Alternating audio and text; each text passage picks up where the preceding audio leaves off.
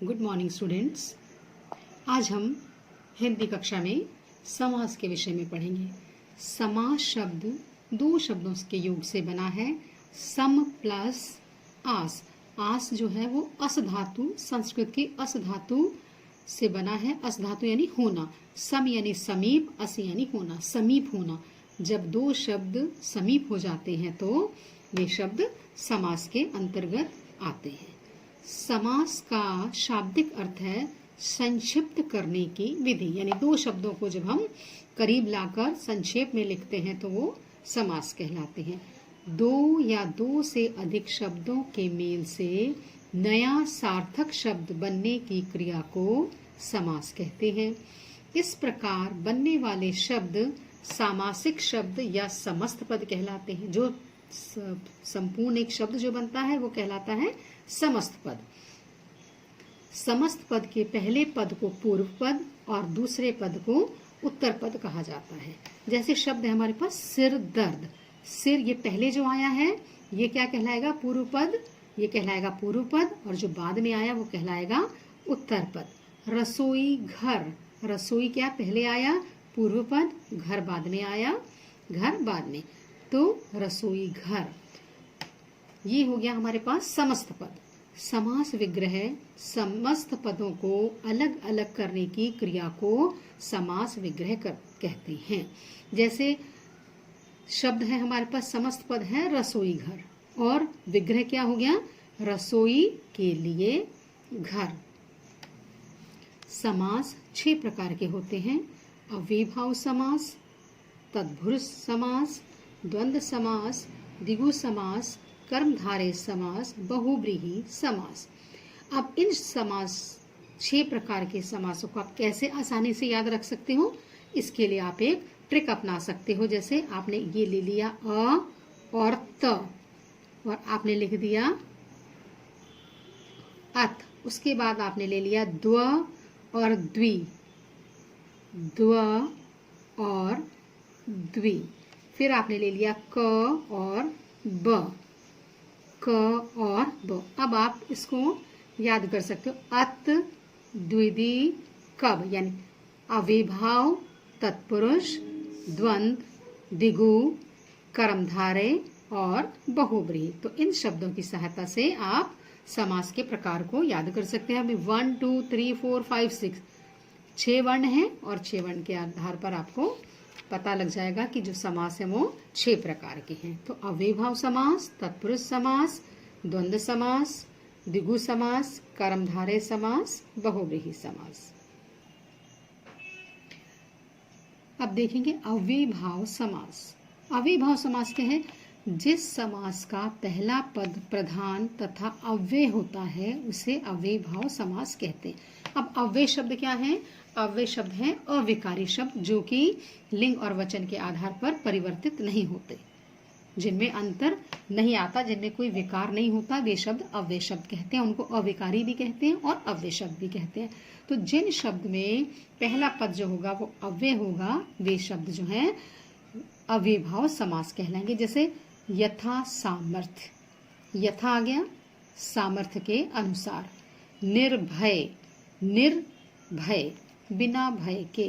प्रतिदिन, प्रति प्रत्येक दिन। तो पहले शब्द जो है वो सब अव्यय, यथा, निर, प्रति, ये सभी अव्यय शब्द हैं।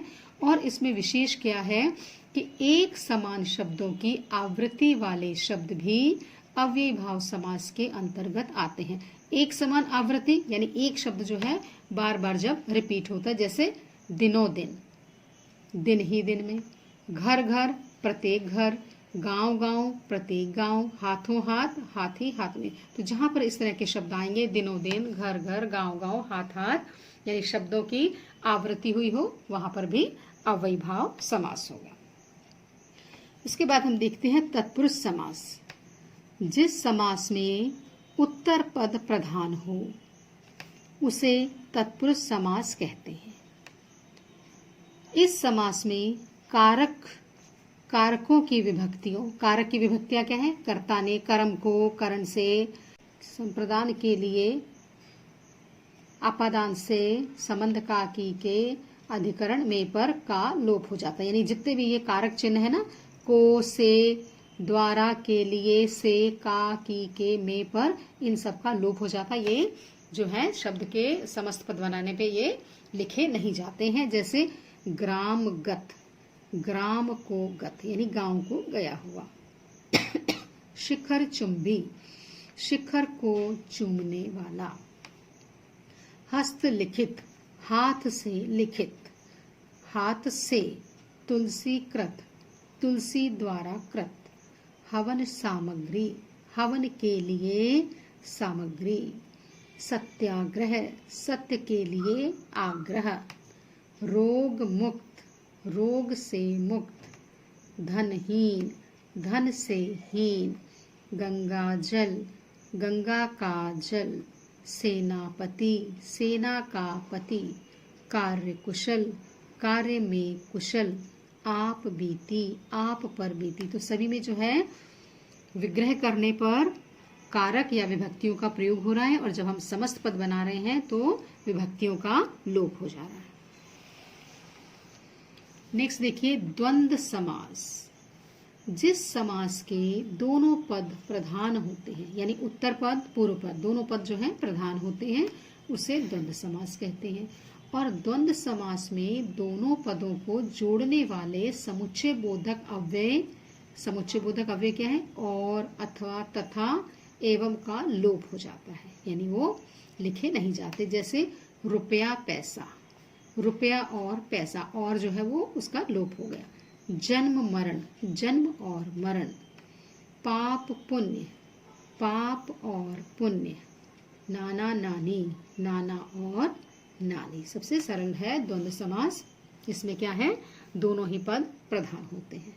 नेक्स्ट है द्विगु समास।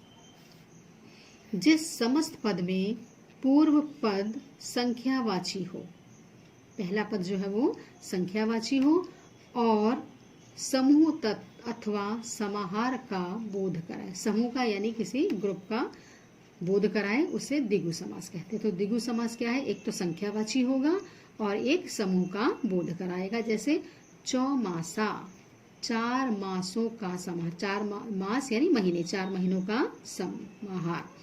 तिरंगा, 3 रंगों का समूह। पंजाब, 5 आबों, आप कहते हैं नदियों को, 5 आबों का समूह। नवरत्न, 9 रत्नों का समूह।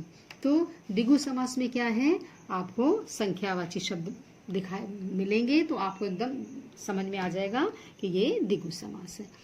कर्मधारय समास, जिस समास में दोनों पदों के बीच विशेषण विशेष्य या उपमेय उपमान का संबंध हो, कर्मधारय समास कहलाता है।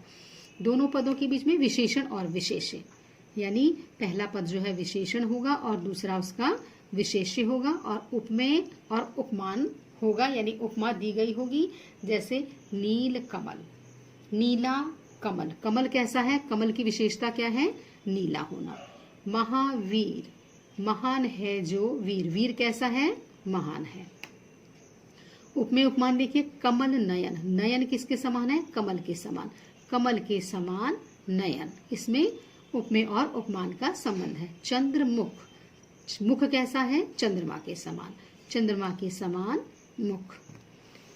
बहुव्रीहि समास, जिस समास में दोनों पदों में कोई भी पद प्रधान ना हो। देखो जब हमने द्वंद्व समास पढ़ा था तो क्या था? दोनों पद प्रधान होंगे उसमें, और बहुव्रीहि हम पढ़ रहे हैं, दोनों ही पद उसमें प्रधान नहीं है, अभी तो क्या है? दोनों पद मिलकर किसी तीसरे पद की प्रधानता की ओर संकेत करते हैं, वह बहुव्रीहि समास कहलाता है। यानी इसमें जो भी शब्द दिया है वो जो है किसी अन्य अर्थ को बताएगा। जैसे नीलकंठ, नीला है कंठ जिसका, किसका नीला कंठ है? भगवान शिव का, शिव जी। एक दंत, एक है दंत जिसका, एक दंत किसको कहा गया? गणेश जी को। मृत्युंजय, मृत्यु को जय करने वाला, मृत्यु को जिसने जीत लिया कौन है? वो शिव है। वीणा पाणी, वीणा है पाणी में जिसके, पाणी यानी हाथ में, किसके हाथ में है वीणा? सरस्वती जी के। मुरलीधर, मुरली को धारण करने वाला, मुरली को कौन धारण करता है? कृष्ण भगवान। तो मुरली को धारण करने वाला प्रश्न। इस प्रकार ये आपके समास जो हैं हो गए हैं। अब मैं आपको एक अभ्यास प्रश्न के तौर पर एक्सरसाइज दूंगी जिसको आपको सॉल्व करना है और सॉल्व करके उसको भेजना है।